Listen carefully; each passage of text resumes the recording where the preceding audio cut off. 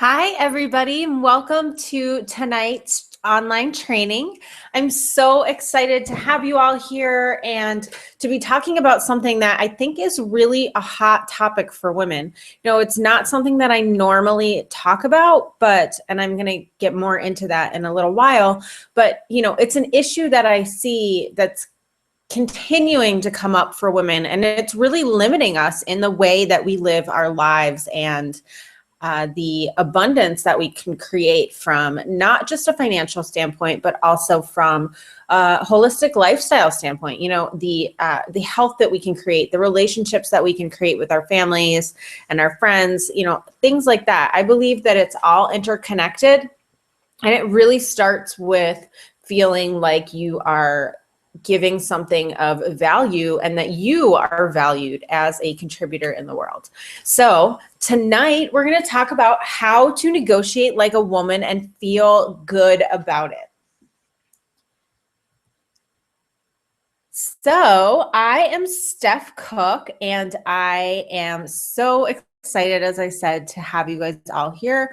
If you are not familiar with me, I'm just going to kind of give you a little rundown about my background and why we're here and why I'm talking about this. So I am trained as an engineer. I have a bachelor's and a master's in engineering, and I really am what I call a techie at heart. I love crunching numbers and playing in Excel and all of that kind of geeky stuff.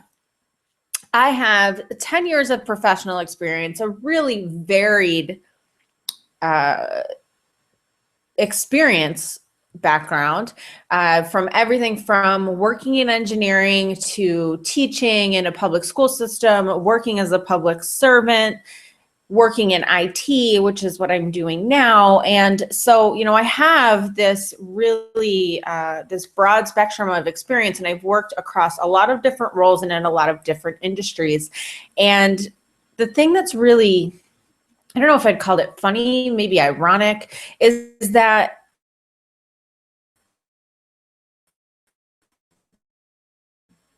matter where they work or what they do for a living, we struggle with our value, we struggle with our contributions, and we really struggle with trying to do it all and being it all to everyone. And for me, that ultimately led to burning out. And I call myself a corporate burnout survivor for that reason. I was working in engineering and consulting for about 5 or 6 years, and just found myself working 70, 80 hours a week consistently, was not taking care of myself from a health standpoint. Nutritionally, I was kind of living off of pizza and lattes. I talk about that a lot, and I think people think it's a joke, but it's honestly true. And, was not exercising. I was not really supporting my marriage, my relationship, and my husband was actually considering leaving me at the time, which I didn't find out until later, just because I was so miserable to be around, and I just was not a good person. And that is what not being in a place where you are valued and really being in touch with what you contribute in a larger way can do to your life. And so that's why I do the work that I do now. I mentioned I work in IT, so I have a regular full-time job, and I actually really enjoy that. But there is another side of me that wants to continue to give back and continue to serve women. And I do that as a career wellness and lifestyle coach. And I really support driven women. So I support those of us who really feel this burning desire in our hearts to make an impact in the world, to do work that's really of value. And if you're here and if you're wanting to learn about negotiating and how you can kind of play bigger, you are absolutely that woman. So I'm so excited that we're getting to virtually connect tonight. Last little fun tidbit about me, I love juxtapositions. I am all about green smoothies, but I'm also all about iced coffee. It is totally my favorite drink in the whole world.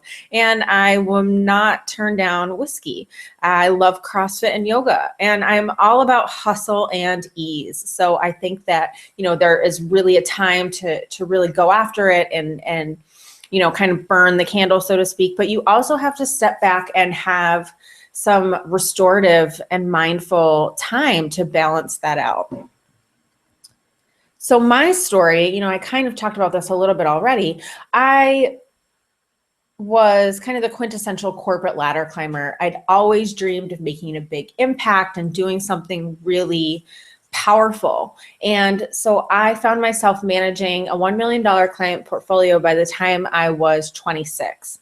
Now, for some industries, that might not seem like a lot of money or like a really big deal. For me, in the office that I was working in, it was a huge deal. I was the youngest person by far to be doing that. And it meant that really I was just hustling like crazy. Like I said, I was working 60 to 80 hours a week consistently.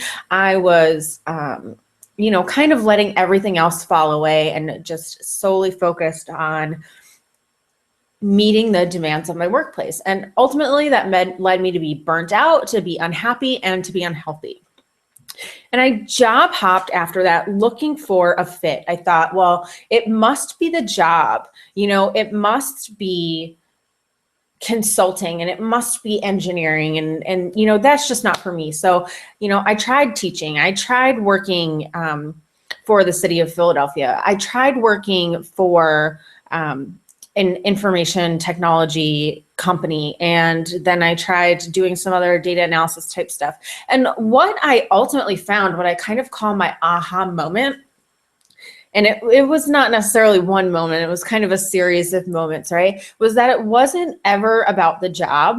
It was always about me. And it was about the way that I approached work. And what I ultimately have learned over time is that, I am absolutely a driven person. I absolutely want to work hard and do good work, but I have to balance that with the other things in my life that are really important. There has to be both sides. And I fully believe that you cannot be successful in anything that you're doing if you're not taking time off and you're not nurturing the relationships in your life and taking care of your body.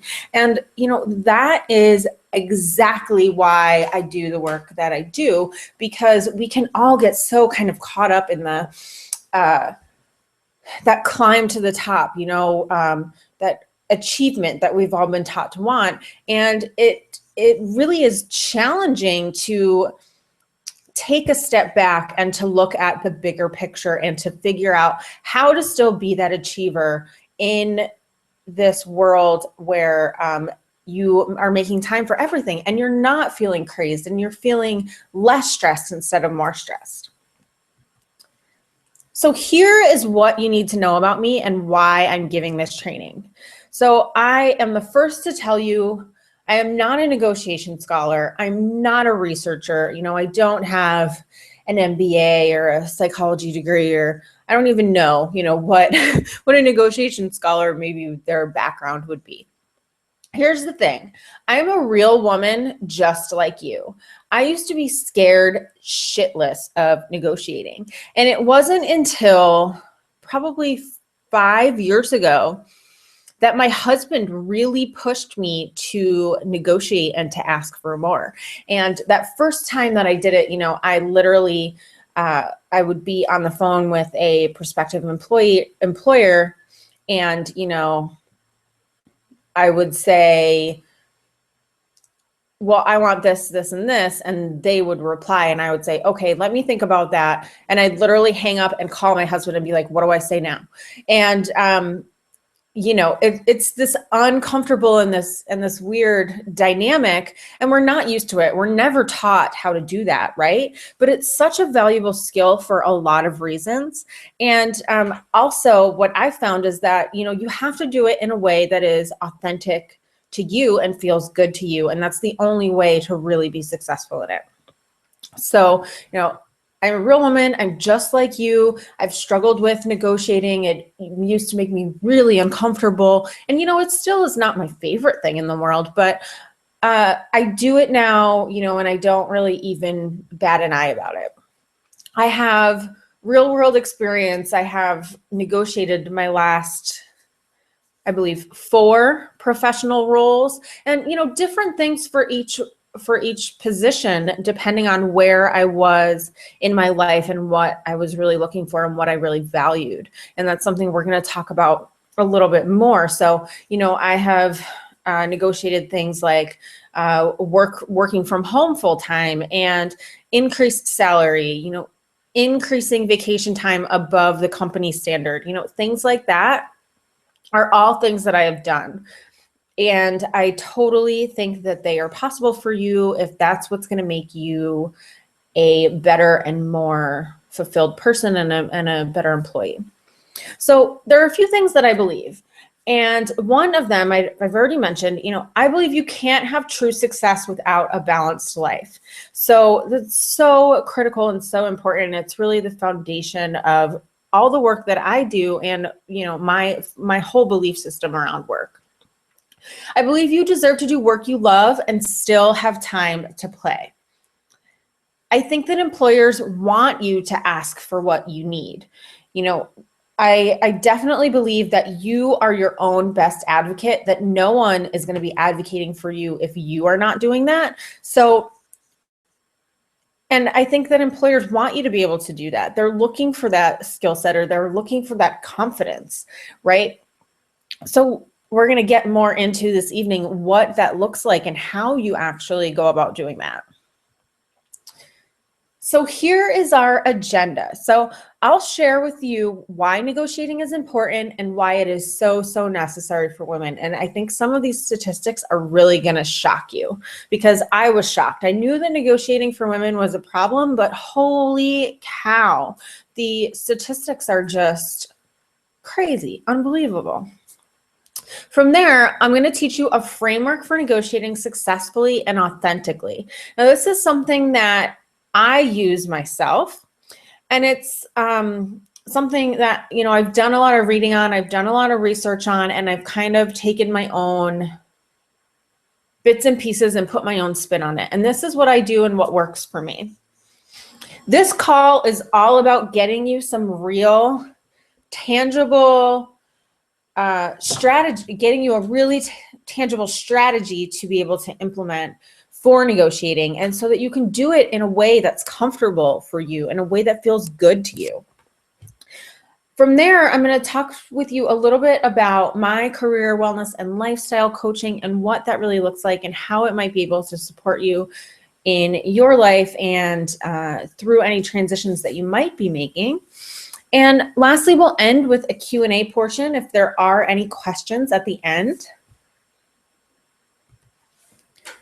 So before we get started talking about strategy, I really want you to take a second here. I'm going to give you a second to ask, why are you here? What brought you here today, and what is it that you came here to learn?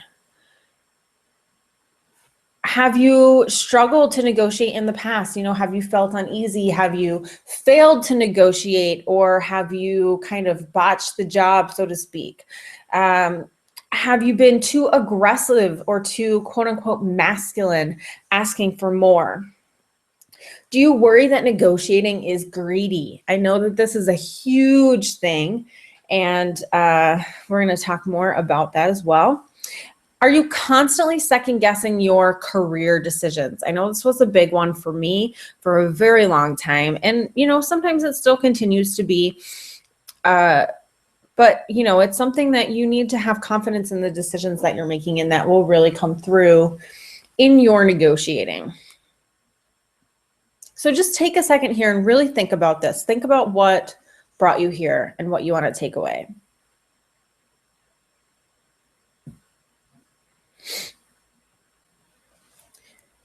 Okay, I fully believe that we hear the things that we need to hear, and we hear them when we're ready to hear them. So whatever it is that brought you here today, and whatever it is that you are looking to learn, I want you to make sure that you are keeping that in the forefront of your mind as we're talking, so that you hear all of those right things. So let's talk about negotiating. Let's get down into some of the details here. So the reality of negotiating or not negotiating. So here, let's start off really, really basic, right? 7% of women versus 57% of men negotiate job offers. 7% versus 57%. Does anyone else see a problem with that? That is hugely troublesome. But it only gets worse from there. So even the women that are negotiating, and maybe some of those women who aren't, the reason why is because their salary expectations are between 3 and 32% lower than men for those same roles and those same skill sets. So we're not asking for more because we don't believe that we should have more. We don't believe that we are worth more. That's a problem, ladies. When negotiating, women expect less and they get less. So even when we are asking, we're asking for less than men, and on average 30% less. Again, that's a huge number. That makes a huge difference. And now this last one here, this just really blows my mind. So talking about the compound effect, I don't know if anyone has ever read that book, but it's a really great book. But, thinking about how small, something small that we do today and continue to do it day after day, how that compounds over time. So if you negotiated a $7,000 increase, that would equal 8 fewer years of work when compounded over 35 years of equal performance versus your peer who did not. So just negotiating for $7,000, it takes 8 years off of your working life. That's 8 fewer years that you have to work before you retire. And, I know that probably many of us on the call, if you're kind of around my age, you aren't really sure what retirement is going to look like, right? Because the kind of the expectations are changing. But, just thinking about what 8 fewer years of work or what type of money that might look like in 35 years, that's $7,000, that is huge as well. So hopefully you're all realizing like, wow, this is a problem, right? So what are we going to do about it? Well, let's talk about why women don't negotiate. So what is keeping us from really advocating for ourselves? And the first and really the primary thing is that negotiation feels adversarial. We feel like we're fighting or like we're arguing, and it's just it kind of has this negative connotation to it. And it really doesn't need to. The next is reputational risks. And this is absolutely, I'm not going to sugarcoat this at all. This is absolutely a bullet that is worth your concern. Now, the research suggests that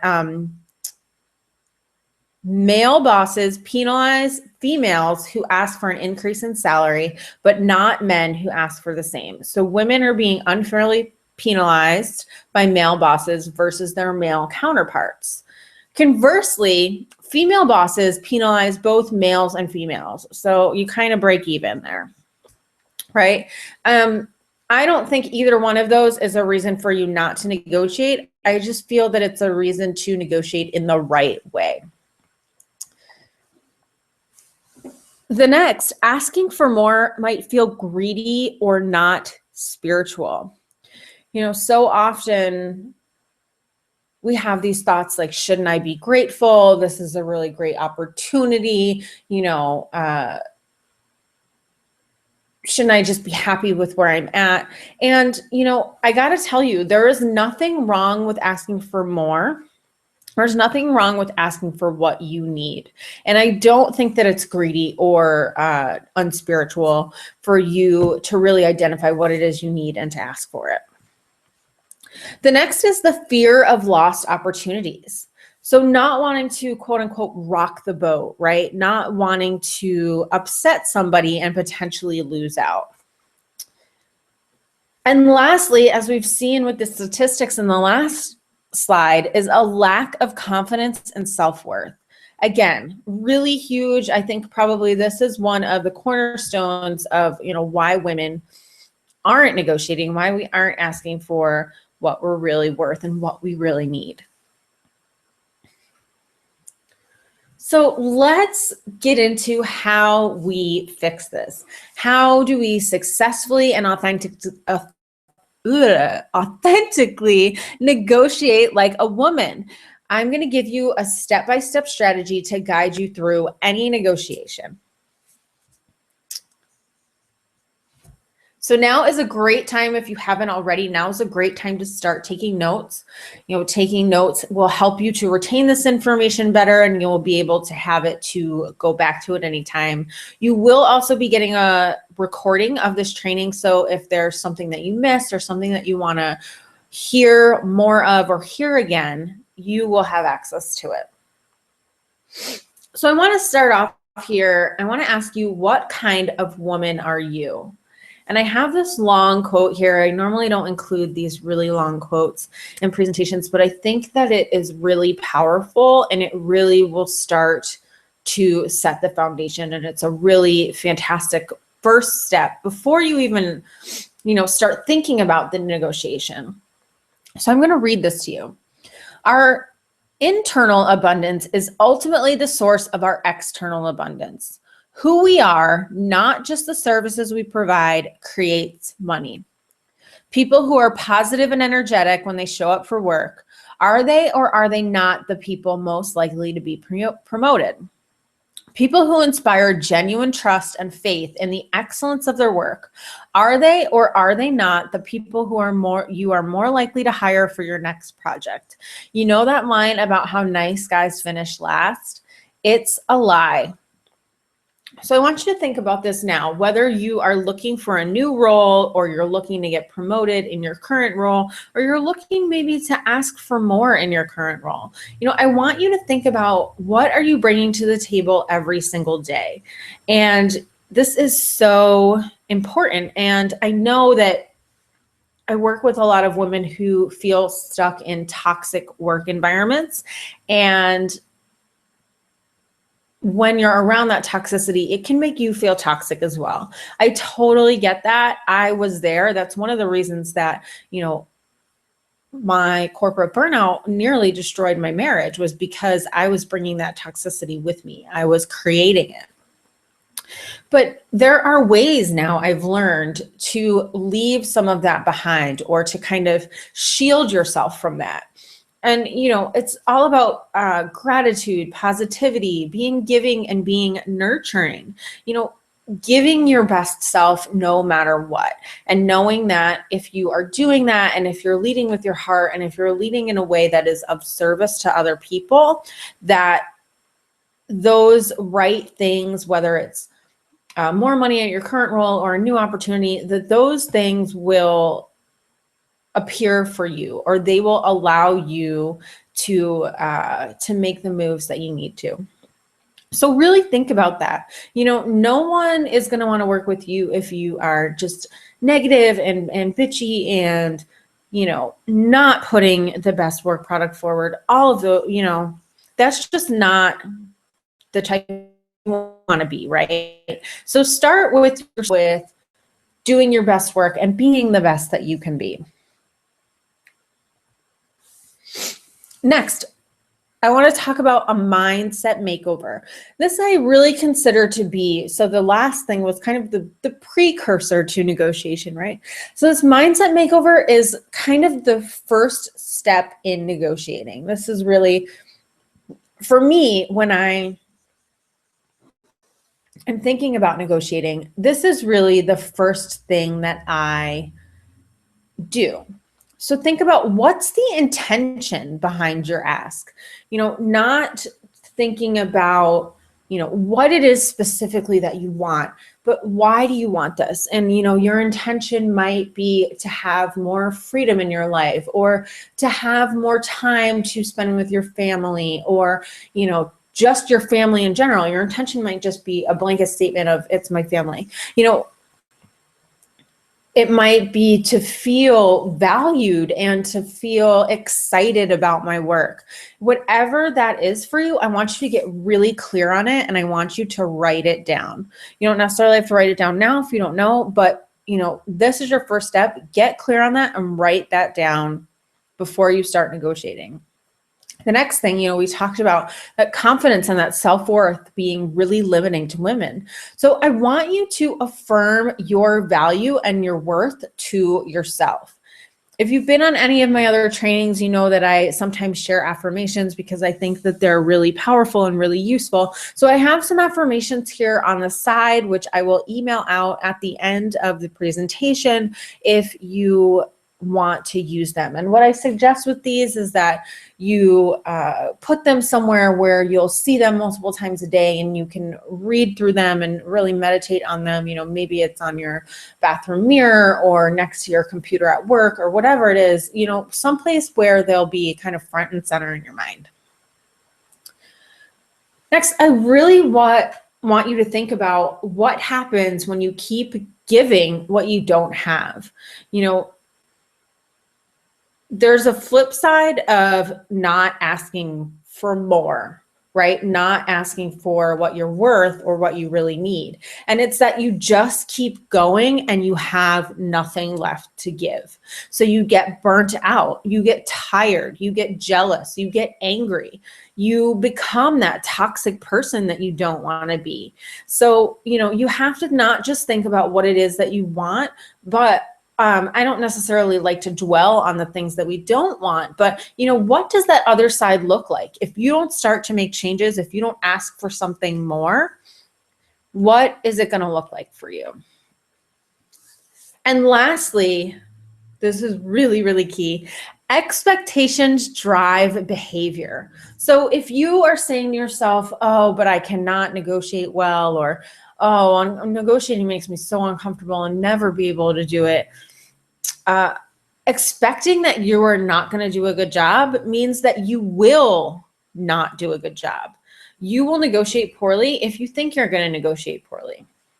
I had this conversation in a little bit of a different context with a woman that I work with coaching. And she said, I really want to set this goal, but I just don't think that I can make it happen in this time frame. And I said to her, okay, well, it's never going to happen if you don't believe that it can happen. It is happening for other people, so it can absolutely happen for you.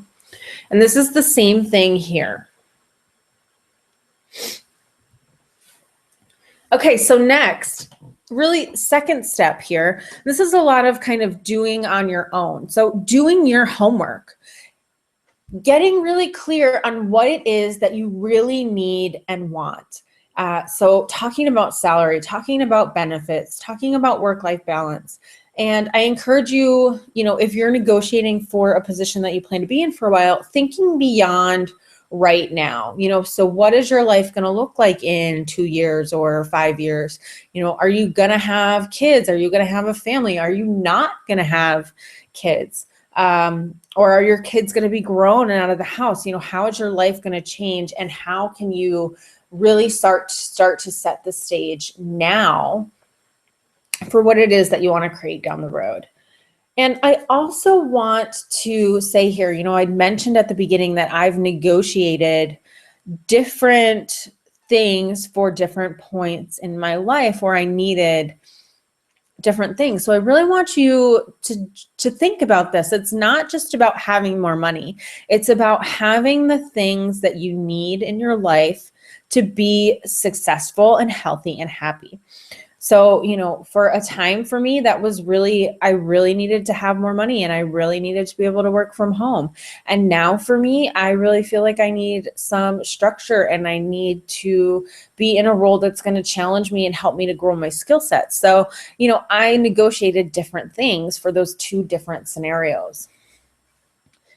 Next, I want you to be a detective. Do your research. Look at what the industry standards are. Look at what people are making. One of the biggest tips that I give to people all the time who ask me about job searching is, talk to a recruiter. They're the people that know the industries. They're the people that know, what people with your background are being offered, what positions are available to you. There are also websites like salary.com or glassdoor.com where you can start to do some of that research as well. So do that and really start to get an understanding for what it is that you are worth. because probably as a woman, the data suggests that we think that we're worth less than we really are. The next, and this is a really huge piece. So understanding both sides, your side and their side. This is going to be really, really important. Okay. So understanding what it is that you need to do work that is your best and to be your best self, but also, looking at what does your employer really need from you? What are they looking for from you? And what are going to be the deal breakers for them? And lastly, knowing your reservation price. So your reservation price is basically the level where making a change or doing something different is a non-starter for you. So, let's just say, as an example, you are looking for a new job and you won't make a change for anything that is less than $5,000 more in salary than what you're making right now.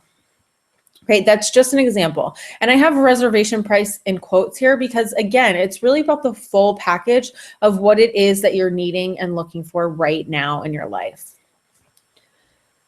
And before we move on, I just love this quote from Amy Poehler. She is just, so brilliant and funny and amazing. And I'm a huge Parks and Rec fan, so I just love her to death. She says, it's never overreacting to ask for what you want and need.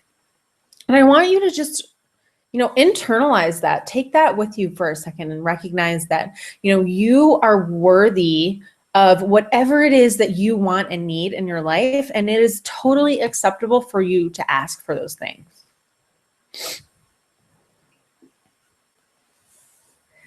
So next, I want you to play the what if game. I want you to ask yourself these 4 questions here on this slide. So what if I don't negotiate? What does that look like for me? What are my options? What are the scenarios that play out? And next, what if I do negotiate? And same thing, what is going to happen? What is the best case scenario? What is the worst case scenario? And lastly, what if the negotiation fails? What's my alternative? Do I have a fallback plan? Or, do I, what am I going to do? And these next 2, or the last one, is really important, especially if you are trying to negotiate something in a current role where you're at right now.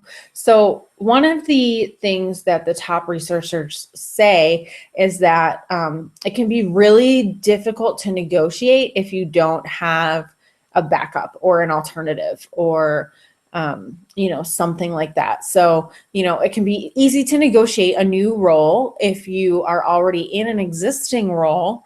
And so, you're already employed and you're looking for something new, versus if you are, in your current role and you're not looking for something else and you're just trying to negotiate. That can be a little bit more challenging because you don't really have a leg up.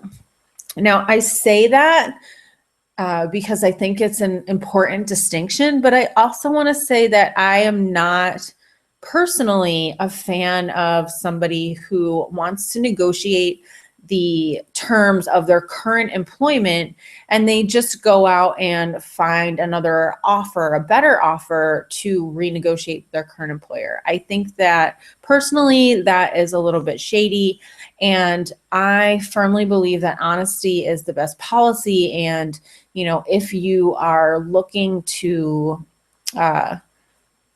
negotiate some of the terms of your current position, that really speaking with your management team or whoever that might be about, what it is that you really need and why you need it, I think that will get you a lot further than just saying, well, I have this other offer and it's this, can you beat it?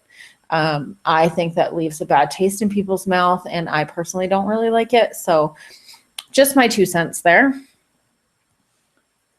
So next, something that I'm sure you're all wondering. So how to be authentic when you're negotiating.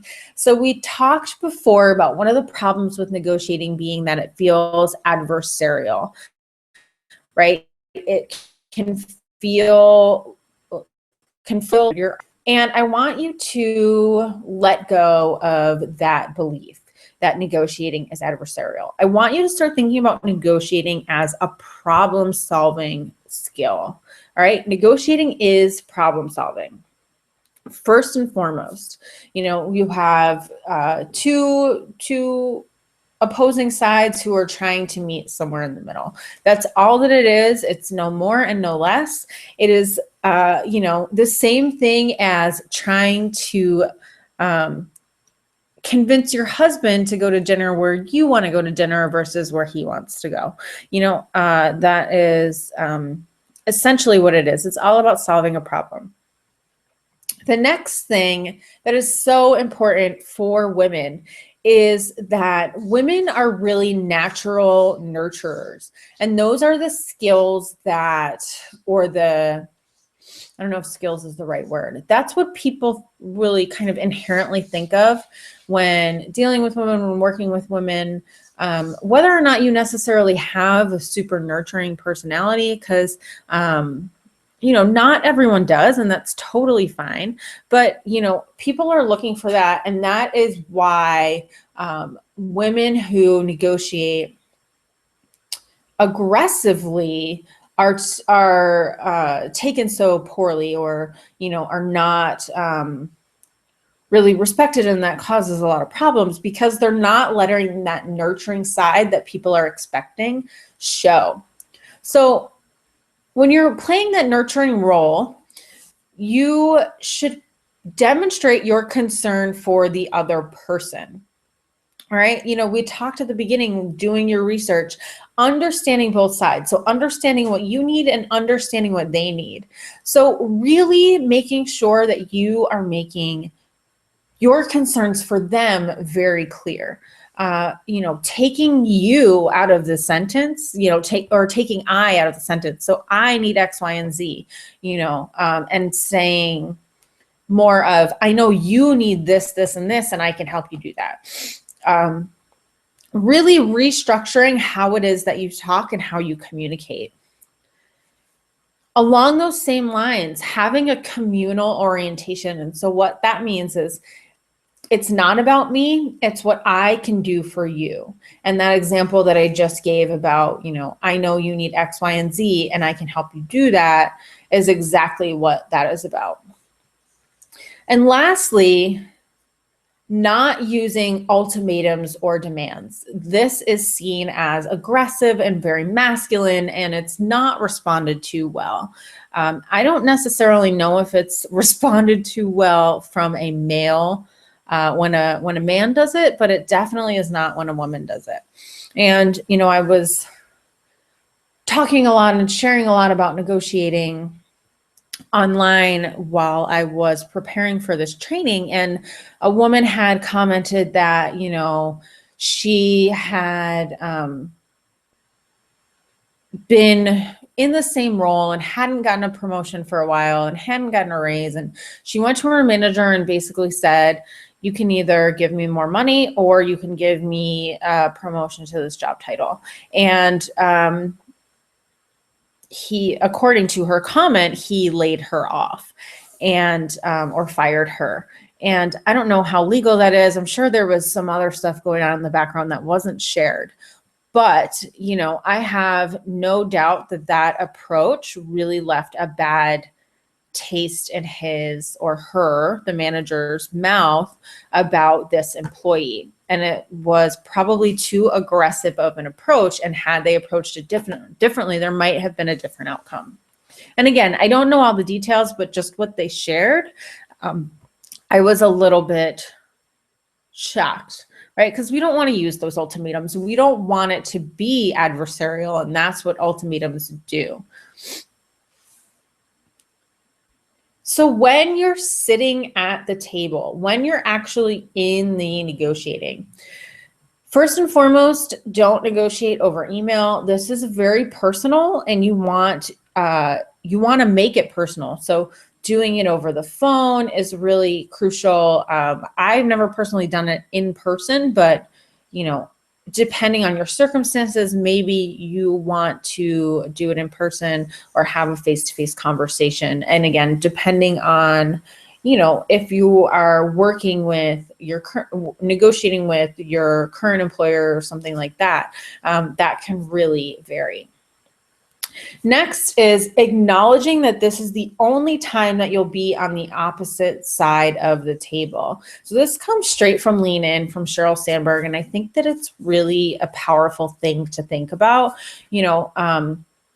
and again, not looking to be adversarial, but recognizing that there are two separate interests right now and you're trying to meet somewhere in the middle. But once you join that team or once you get on board, that you are going to be on board with them and you are going to be one united force, making that very clear during the negotiations. Next is trusting that their intentions are good, trusting that they are negotiating and working with you in good faith as well, that they really want to make this a positive situation for both of you. Next is packaging your asks. So instead of kind of going, line item by line item through an offer or through a negotiation, saying, we really want this package of things. This is really what's most important to us, and grouping them together in a way versus being kind of line item by line item. Next, really important, is to use if-then language. So saying, if you will do this, then I will do that. If I do this, then my expectation is that you would do that. Again, you can flip both sides. I like to make it a little bit more about them at first than about me. So if I do this for you, then my expectation is this. And the next, this is so interesting, this last point. Negotiating for others, not for yourself.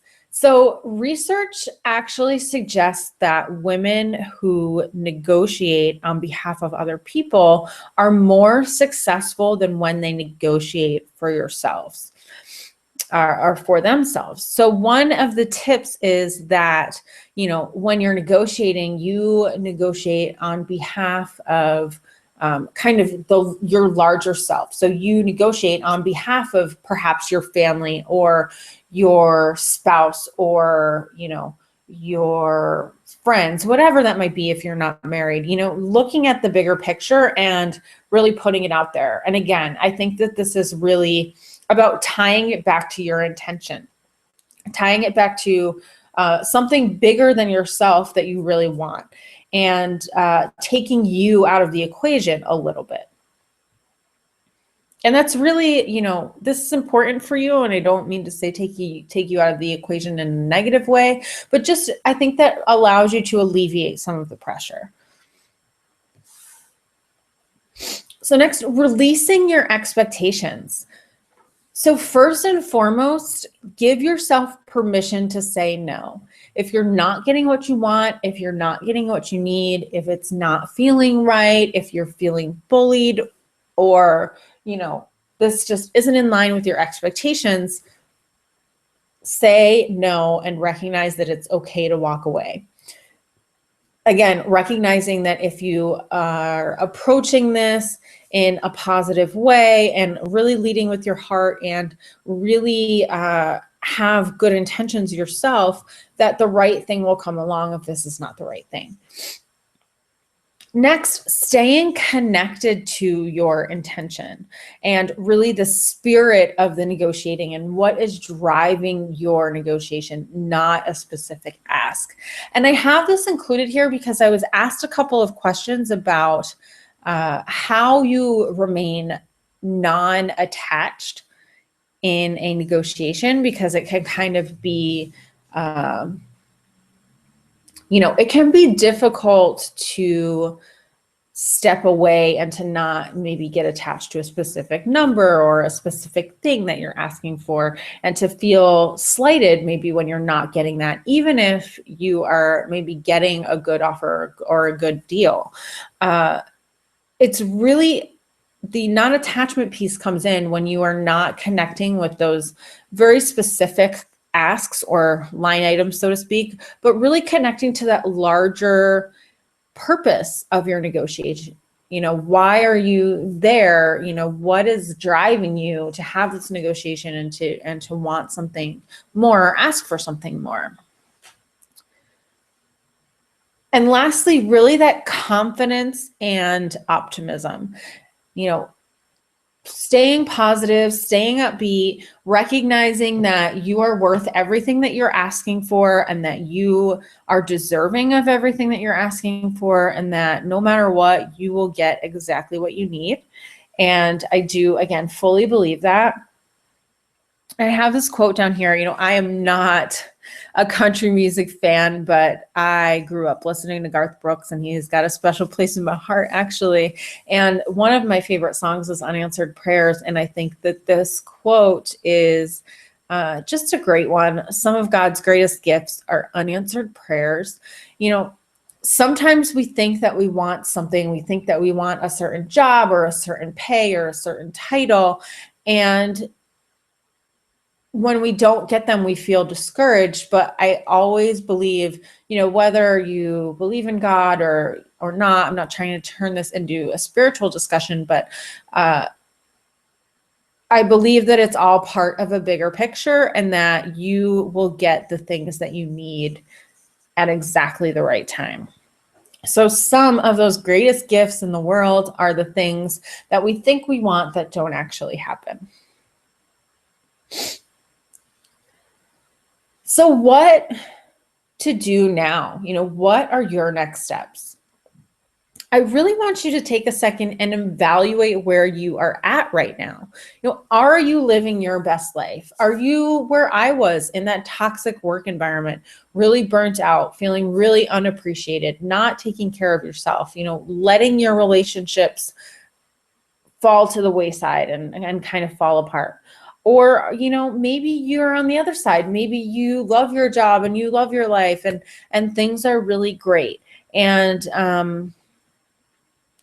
if that's you, more power to you. I think that if you're a driven woman, you're always looking for something more, and you're always looking for something better.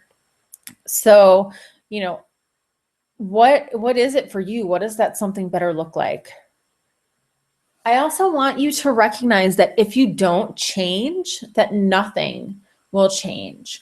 So if you don't step into a place where you say, I am worth more, I deserve more, I don't feel valued, I don't feel this, I need to feel, impactful and purpose-driven and all of these things, now is the time for you to make a change to feel that way. And I don't think it's anyone else's responsibility to do that for you but you. I also want to ask you, what legacy are you leaving behind? Whether it be to children or to a spouse or to friends, what is it that people are looking at you and saying, and what are people what are you going to be known for, if you keep going the way that you're going? And, if you're going to be known for something that you don't want to be, again, now is the time to make that change. Talking about that balance, I talked about it a lot at the beginning. I think that your career and your health and your life are all really interconnected, and that you can't have success in one without success in the rest. And that's really what I consider intentional balance. And it's really, really critical to create that, but it also can be really challenging, right? Next, time. So one of the biggest excuses that I hear from women is that they just don't have time to make a change. They don't have energy to make a change. And I really want you to step back and think about this for a second, and again, think about, if you don't take the time now, A, when are you ever going to have the time? And B, what does it look like when you don't take that time and make that change? Is your life going to be exactly the same in a year? Is it going to be the exact same in 5 years? And will you be happy with that? And lastly, I want you, most importantly, to really drop the guilt and take action. We, as women, I see time and time again, we feel guilty for doing things for ourselves. We feel selfish and we feel like we should always be giving to other people. It's time to just drop all of that and to really step into a place where you recognize that there's no possible way you can support anyone else if you're not supporting yourself. Whether that is financially, whether it's emotionally, whether it's physically, whatever that might be, you can't do any of that for anyone else if you are not doing it for yourself. So let's talk about leaning in and playing bigger. I really think I talked about intentional balance. I really think that tying all of these pieces together is really critical to your ultimate success. So, first, talking about really aligning on your clarity of your dreams, your values, your priorities, and really putting you in control. And I'm often shocked when I work with women. One of the first things that we usually do is an exercise where we get clear on what it is that you want to create in your life. And I'm shocked and yet not shocked, I guess, that so many of us are unclear on what that is, or we've never really sat down and written it out, or sat down and really thought about it, because we're just powering through to that next step, whatever that next step is. And once we get there, there's another step. So we're just powering through to that step. And we don't necessarily have a clear vision for what it is that we really want for ourselves. And I think that that is really the first step to getting you in the driver's seat of your life. Next is really about support and repair. So I think that in a lot of ways, health and nutrition is the cornerstone for allowing you to do your best work and to live your best life, because it gives you the energy you need, and it gives you the vitality and the longevity that you're really looking for. And it's really easy to make those changes when you know what they are. Oftentimes, especially for women like you, it's just some small tweaks that you really need to be looking and feeling your best, because you're educated and kind of what you should be eating and not eating. But there are some few key tweaks that are really important to make. The next is about streamlining. So this is all about kicking overwhelm to the curb. If you are trying to do it all, I am sure, are feeling overwhelmed, and, there's always more stuff getting put on your plate. And this is really about stripping everything down, creating some routine and some structure for yourself, identifying what is the most important things that need to happen in your life, and really creating more focus and more productivity so that you have more of that time off to relax and enjoy yourself. That being said, relaxation is really that last step. So looking at this idea of mindfulness or being present, looking at meditation and grounding and different healing exercises, whether it's yoga or something else. I actually for me, put CrossFit in that relaxation category, because it is a way for me to connect with my body and to be present in the current moment. And it is kind of a stress reliever. And so it fits in that mold. So for you, that might look totally, totally different.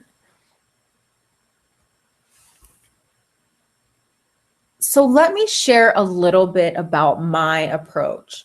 I do not ever believe in one size fits all, whether it is clothing, not clothing, clothing or coaching or meal planning or, specific diets, anything like that. I don't believe in one size fits all because we are all unique and we all have our own little nuances and things that we need to create solutions for in our lives. And so I really like to tailor my approaches to this specific woman that I'm working with. And I do take a holistic approach. I know I've said this a bunch of times. I feel a little bit like I'm beating a dead horse here, but I really believe that career, health, and lifestyle are interconnected, and you can't have success in one without success in another. And so it's important to kind of tackle all three when we're working together. Now, I know that you are a super busy woman and you really don't need another thing on your plate. And this is not about doing something else or doing something more. This is really about how to simplify and streamline your life and make things flow easier for you. So it's all about high touch and low stress. Now, I want you to imagine for a second what it would feel like if you were in control. What would it feel like if you were in control of your career and if you felt truly valued and if you felt truly paid for the things that are really important to you, right? What would that look like? And, what would it feel like if you were in control of your life and of your weight and of your energy level? Again, if you're working around the clock, you're probably, struggling with your energy where you're crashing in the afternoon or coming home and crashing out at night. And that is not the way that it has to work, even if you are working really hard. I want you to know that you deserve to feel vibrant and free every single day, and you deserve whatever it is that you want in life. I know we had talked about this already, that whatever it is that you feel like you need to be successful, that you deserve that and you should ask for it. And that is exactly in line with what I'm talking about right now. So now is really an opportunity for you to get the personal support that you need to make healthy, happy, and successful your new normal. Again, I think all these things are interrelated, and it's really, once you start to tackle one of them, you start to tackle them all. So I want to share with you one of the responses from a beautiful woman that I had the opportunity to work with, Julia, who, truly had just this incredible transformation. So she says, I was at a crossroads and was struggling to find support professionally and personally. Stephanie helped me to analyze, acknowledge, and take action on how toxic my work environment was. My former self would have kept plowing along and not admitted that things needed to change. The toxicity was bleeding into my life, and I have finally been able to make a solid effort to reduce it and create some real balance. So powerful. And so, when she and I were working together, she was in this job where she just had a manager that she didn't really align with, and she really had some trouble working with him. And she was reluctant to leave the job, however, because she felt committed to her team and kind of to the organization. And, I never push anything on anybody. That's not my role as a coach, to make decisions for you. She ultimately decided that she was going to start looking for another job, and she found a job that was pretty much in parallel with what she was doing, but it was a different work environment, different coworkers, and she has really been afforded some amazing opportunities. One of her first few months there, she got to travel to Paris, France for a facility inspection, and she had never been out of the country before and would never have had that opportunity at her previous job because it was reserved for people who were at higher pay grades than her. So how cool is that? Congratulations to her. And, if you relate to any of the story, I want you to know that this can be you too. So my coaching, right now I have 2 programs that I think would be the perfect fit for you if you're here and you're struggling. One of them is a 6-week coaching program, and I'm actually transitioning this into an 8-week coaching program, and I would be happy to offer you the 8-week coaching at the 6-week coaching price for a very limited time. That's something that you're interested in. And this program is really about that holistic view of, your career, your health, and your lifestyle, and about creating balance between those and really setting a solid foundation to live your best life there. And the other one is kind of a little bit more of a quick and dirty. It's a 90-minute career clarity call where, we really identify where you're at in your career and what your next steps are. And this is not, we're not going to go over your resume line by line. This is a lot more of an intuitive approach, I guess I would say. We get very clear on what it is for you that you want to create in your life, what your values are, what your skills are, your natural inherent skills, and how you can bring those to the forefront in any role that might present itself to you. So if you're feeling like you want some additional support, or if you're even just curious about, what the heck does this girl do? Or, I have no idea what a coach is, even though I've heard it talked about so much now. I want to invite you to join me for a complimentary discovery call. And this is a totally free call, and it is a holistic lifestyle assessment. So what will happen is we'll really just get to talk about you and where you're at in your life, and where it is that you want to go, and what is keeping you where you're at now and not getting you to that place that you want to be. It's all about you. I ask you a lot of questions. You get to talk a lot about yourself, and just this one call can really start to open doors for people. So it's a really powerful experience. This isn't salesy or sleazy. So, it's really about us identifying, if you need additional support and if I am the right person to give that to you.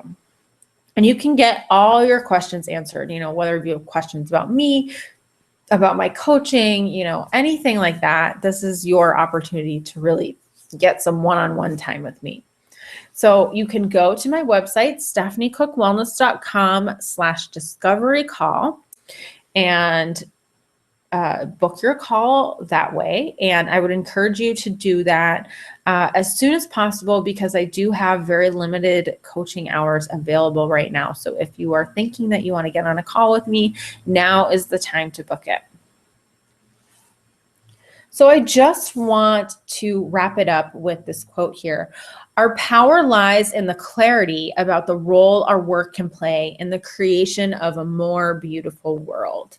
At the end of the day, kind of tying it back all together, I think that if you are here and listening to this and you are one of those driven women that